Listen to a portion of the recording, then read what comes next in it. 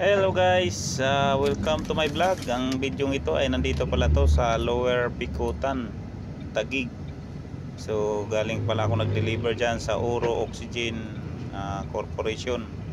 Ang patangke nila ng LPG ay price gas. So dyan ako nag-deliver at ako ipauwi na ng San Fabian, Pangasinan para mag-pick up uli ng another biyahe. So binidyo ko ito guys dahil araw, dahil malimit na daan ko dito ay gabi. So ngayon nagkaroon na araw at sa mga bago lang ng mga kasama ko, lalo sa mga kasama ko na hindi pa alam ang papuntang NLEX connector, panoorin nyo na to kasi mas madali-dali ito at maliwanag pa sa sikat ng araw dahil araw nga. So malinaw na kikita ninyo dito ang daan papuntang NLEX connector. So kaya ko binidyo to guys sa aking mga kasama. Yung iba kasi hindi alam ang daan papuntang NLEX connector kasi takot sila dahil baka ma-wrong way ay delikado ang ticket. So kaya ganun ang nangyayari. So pag masubaybayan dito kami sa Lower, ang deliver ko din malapit sa may Petron sa Lower Bigutan. So may iskinitang papasok doon, nandoon yung price gas. So ito papunta na to ng stoplight sa Lower at paakyat na kami ng Upper Bigutan. So traffic pala dito sa stoplight na ito dahil madaming crossing. Yung iba galing C6 at yung iba ay galing doon sa Pasay, Sukat, galing Sukat. Kasalubungan ko galing Sukat at yung sa kaliwa naman ng stoplight galing C6, yung dulo ng katubigan ng Laguna Lake. Makikita dyan yung katubigan ng lawa ng Laguna Lake. So dyan pala ang bagsakan ng tubig ng galing sa Laguna. So matraffic to dito guys, pero sa unahan ay hindi na traffic kapag makalusot na ako dito sa stoplight. Kaya i-forward ko muna ang video. At yan nga guys, pinforward ko na ang video.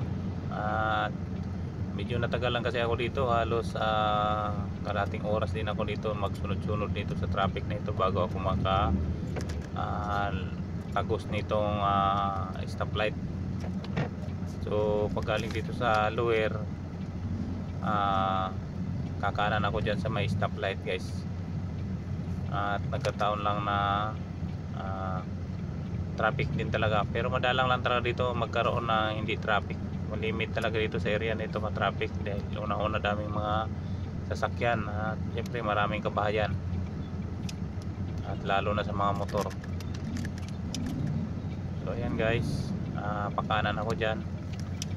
So dyan sa kanan, pag kanan minsan mag-iingat tayo sa mga driver trailer dahil maraming sumisingit na mga motor at e-bike. So maraming mga e-bike dito sa Lower Bigutan.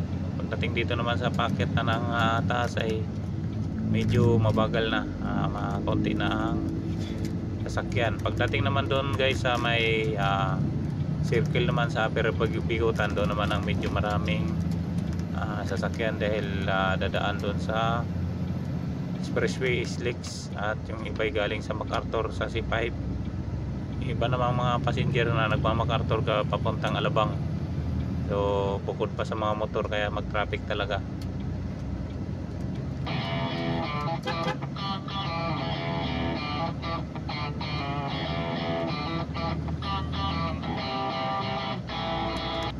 At yan nga guys, dito na ako sa Upper Bigutan. Nandito yung mga lugar ng mga kampo ng mga sundalo, or kagaya na nakarang video ko, nandito rin mga pinukulong ng mga ibang mga mayayaman na mga politiko.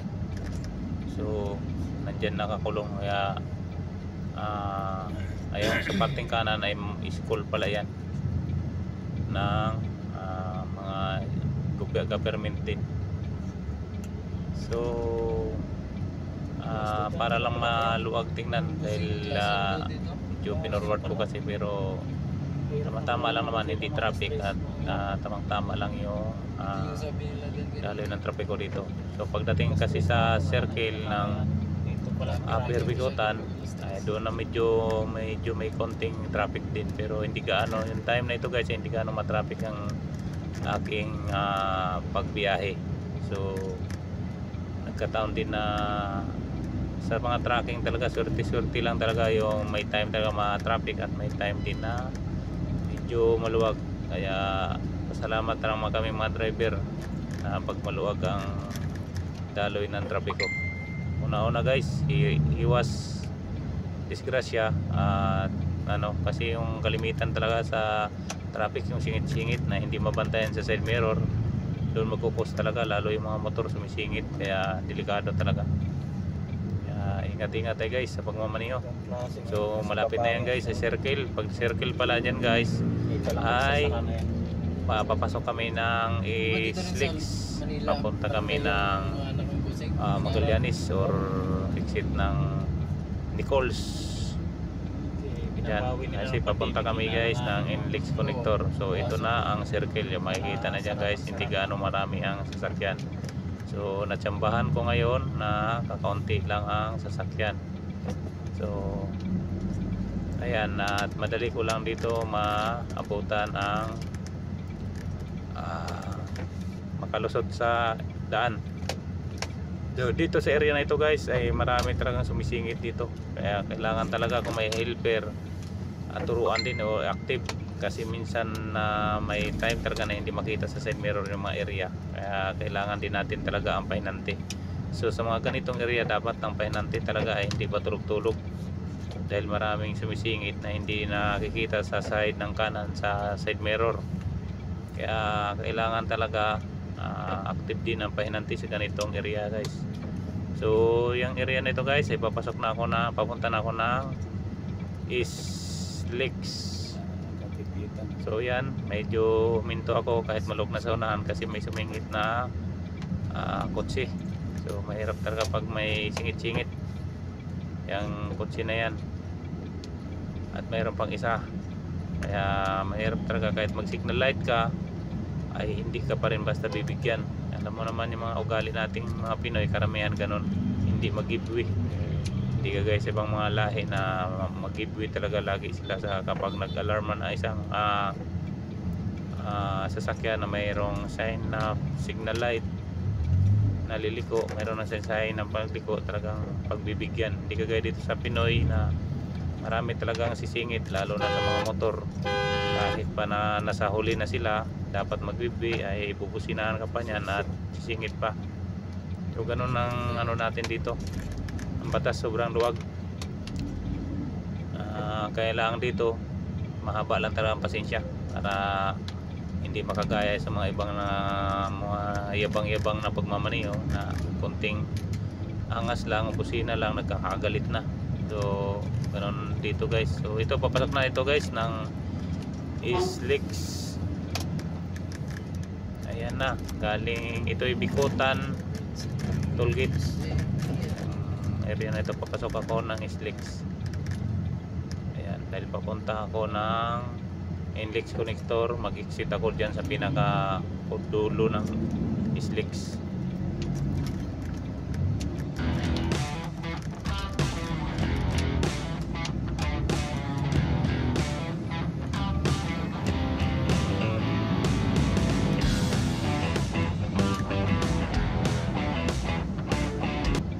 At yan na guys, nakapasok na ako sa NLEX expressway. Napakaluwag ang daan. So kakaunti lang ang mga sasakyan, kaya hayahay pag ganito ang takbo. So sa mga driver, ito magandang sa lahat, kahit maliit man o malaki, ito magandang pabor sa takbuhan pag may maluwag ang daan or walang gaano sasakyan. So makikita yan guys, i-exit ako dyan ng dulo ng expressway. So ang nakalagay dyan, Nichols or Magallanes. Yan ang exit ko guys. At subaybayan nyo sa mga hindi pa para makita or hindi kayo maligaw sa mga hindi pa nakakadaan ng mga tracking sa NLEX connector. So, sa mga siyempre sa mga nakakadaan na, pag may kulang naman ako sa mabanggit, comment na lang kayo dyan para madagdagan ang ating kalaman ng ating mga viewers. So kaduduluhan lang yan guys, ay exit lang ng tollgate, and then pagkatapos dire-diretso lang.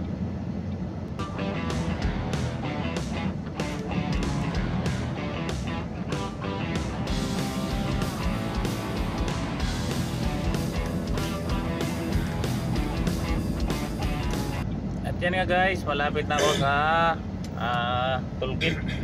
Konting-konti na lang ay tollgate na. So yung line niya sa kanan ay exit yan ng C5.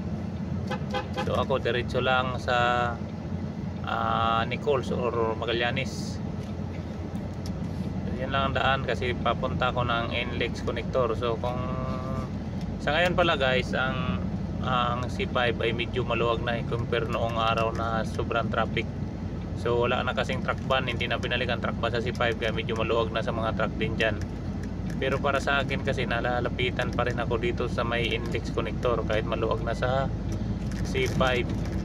Ang kaibahan lang dito guys, kay sa ngayon na panahon na ni BBM ay parang bumabalik na naman yung mga mandirikwat na mga gamit sa ilalim ng Magallanes or sa going to yung tawag nito yung Buendia. So yung sa mga ilalim ng tulay ng Magallanes, doon sila nag-abang-abang. So balik-balik na naman sila sa mga tinda-tindahan. Nandiyan na naman yung nagtitinda. Okay lang sana yung nagtitinda, kaso yung ibang mga katropa nila ay mangunguha ng mga gamit-gamit. Kaya ingat lang tayo dito guys sa area na ito, sa ano na yan. Pero pag gabi naman, binabawal na rin yata sila ng mga pulis dyan dahil wala silang tambay ng gabi. Sa araw lang meron silang paila nila na tumatambay na mga nag-aabang lang na madikwat, at kalimitan lang naman sa iba ay nagtitinda. So halos sila rin lang naman kasi magkakamag-anak dyan, kaya mahirap din pagkatiwalaan pagka ganyang area. So panahon ni Pinoy guys, sobrang dami talaga dyan, at saka maraming kalat sa ilalim ng tulay. So ito na guys ang last na tollgate pag exit. Pag galing ka ng Calamba or Batangas, ito na yung last na tollgate sa NLEX. So ayan, papasok na ako guys, at makikita naman yan ang daanan kung saan dito. Focus lang kayo dahil para makita nyo yung papuntang NLEX connector.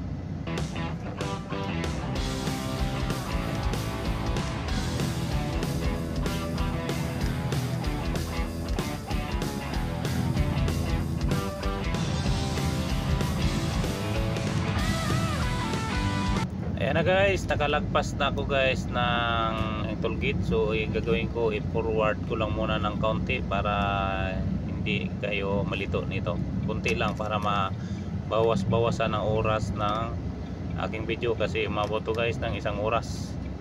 Kaya bawas-bawasan ko lang muna ng konti, pero hindi ko lang paspasan ng cut dahil para masubaybayan ninyo ang daan.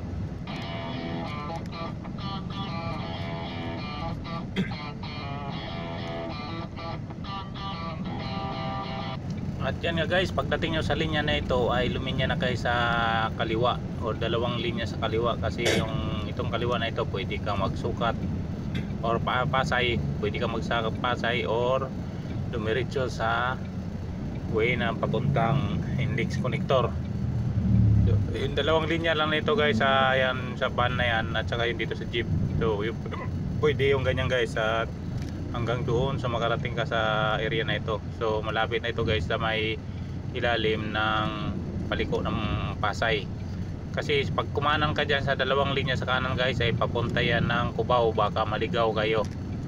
Kaya kailangan dito na dito ka sa side ng kaliwa.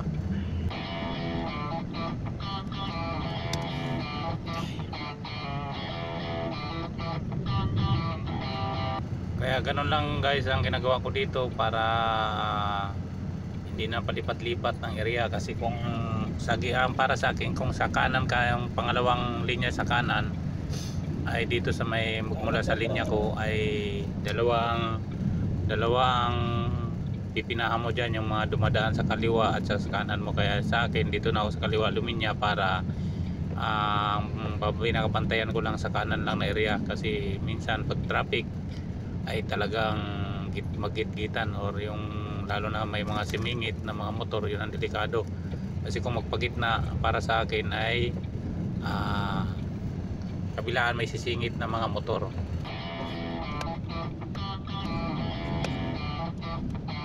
At pagdating pala dito sa area na ito guys, wag pagpapunta ka ng NLEX connector, wag kang lumiya yan sa kaliwa na yan, papunta yan ng Pasay. Kasi yung may nagpansin nyo kanina na may MDE na nag-aabang, pag lumusot ka dyan at doon ka sa kaliwa, tapos lulusot ka rin dito sa may kanto dyan sa unahan, ay hinuhuli nila. So nadali na rin ako dyan, pero nalagyan lang naman ng pakiusap, may kasamang 200. So mahirap na yan guys kung paano, kung matikitan ka di lalong dagdag problema sa lisensya. So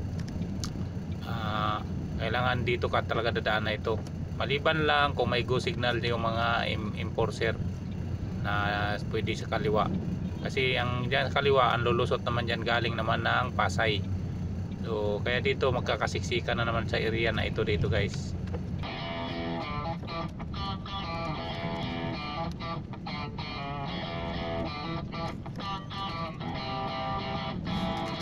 At hanggang dito guys, sa ilalim na ito ay sa side pa rin ako ng kaliwang linya sa daan na ito. So nakatutok kasi ako guys sa dahil kailangan makalusot. So sa crossing pa ito. Pagkatapos nito sa kanto na ito ay dudot-dot ka doon sa kaliwang linya para sa truck. Kasi pag pumunta ka sa kanan ay para paliko naman yun ng Makati. So kailangan talaga dito ka sa kaliwa, ang dalawang linya sa kaliwa.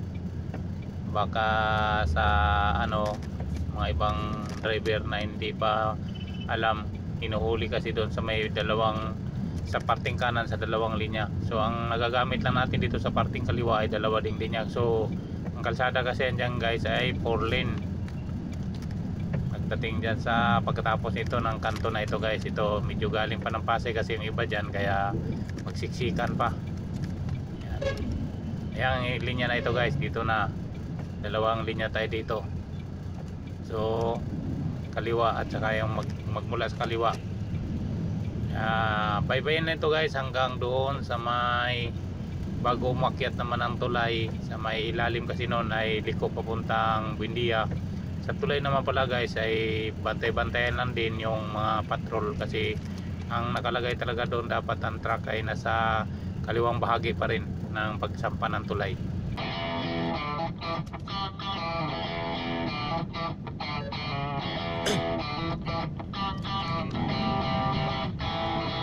At yan na guys, maluwag-luwag na ng konti, nakapasok na ako. Ayan, sa kaliwang linya pa rin ako dyan sa ilalim na yan, kaya kailangan talaga dyan guys. Tapos buntot-buntot lang tayo sa kailangan pagbuntot tayo dyan sa truck guys ay pagdating doon sa stoplight ay active kayo sa stoplight, kasi yung stoplight dyan ay bigla na lang minsan mamamatay, kaya mabiting the red light ka ay huli na naman. Ganoon na naman magiging problema nating mga driver. So sa mga sanay na ay alam na nila ang taktika dyan, pero pag mga baguhan lang ay mag-iingat talaga tayo dito sa area na ito sa mga stoplight, at sigurado may mga huli sa unahan bago umakyat ng tulay ng Magallanes ay Magallanes Buendia. Ang ilalim kasi nyo guys ay paliko na ng Buendia, pero hindi ko lang alam guys kung sakop pa ba yan ng Magallanes yung area na yan. At yung kanan naman ay papuntang Makati. So may stoplight kaya dyan masundan. So pinarward ko lang kasi para medyo mabilis-bilis ang ating video. So pinagdagaan ko lang ng konti.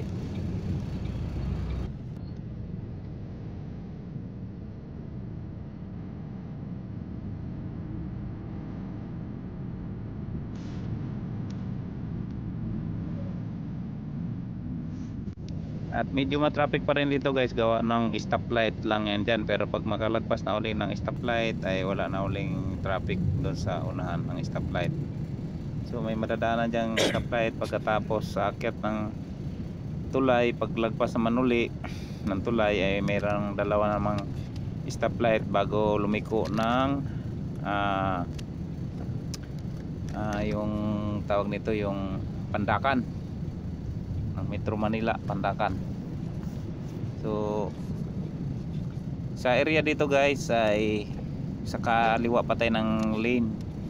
Pag lagpas naman ng tulay, pag akyat natin ng tulay kaliwa pa rin. Pag lagpas ng tulay ay posisyon na tayo guys sa kanan, kasi huli dyan sa one lane na sa kaliwang lane ng area pag lagpas ng tulay. Kaya kailangan posisyon kayo sa kanan, sa gitna or sa kanang bahagi naman ng area. So ito guys, may nasiaraan dito at mabuti na lang nagbigay yung kasunod ko na taxi, kotse service. Kaya maganda lang talaga pag pagbigyan kagad tayo sa mga ibang driver, lalo kung may mga alanganing area. So iba kasing driver guys ay talagang singit na singit at di ka pagbibigyan. Pero the best talaga yung giveaway sa pagmamaneho para hindi tayo ma-aksidente. So ito guys, malapit na dito sa stoplight na ito, ang area na ito.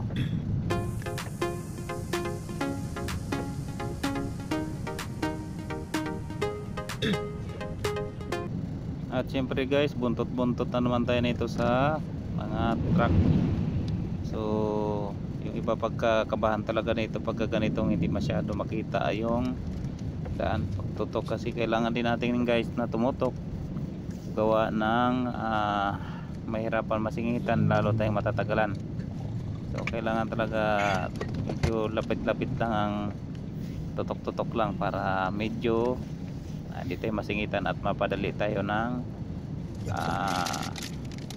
makalusot sa traffic na ito. Kasi pagdating guys sa NLEX na medyo maluwag-luwag naman, doon naman papunta ng galing Karuhatan, liliko ng main ng NLEX talaga. Doon naman ang mayroong yung traffic. Pero hindi na makarating yung video na ito doon dahil lang video na ito ay hanggang doon lang pagpasok ng NLEX connector sa may entrance ng Magsaysay. So doon lang lagi ang daan ko guys.